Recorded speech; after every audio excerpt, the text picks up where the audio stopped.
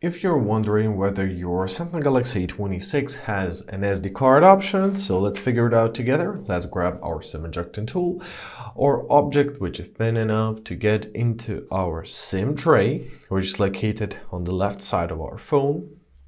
So let's grab it and let's insert it right here.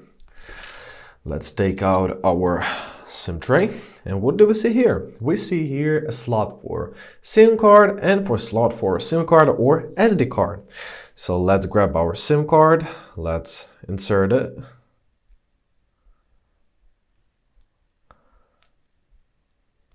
Right, don't rush. It's quite easily inserted, simply make sure that it sits snugly and tightly. Now let's grab our SD card and let's insert it as well. There we are. Now let's grab our loaded SIM tray and insert it right into our phone. Great news. Now let's check whether our phone detects our SD card. So open up your My Files. And there we are, SD card, we have access to it, which means our phone detected it. And basically, that's it. I hope this video was helpful. Thank you so much for watching. Have a great day, and please consider subscribing to our channel.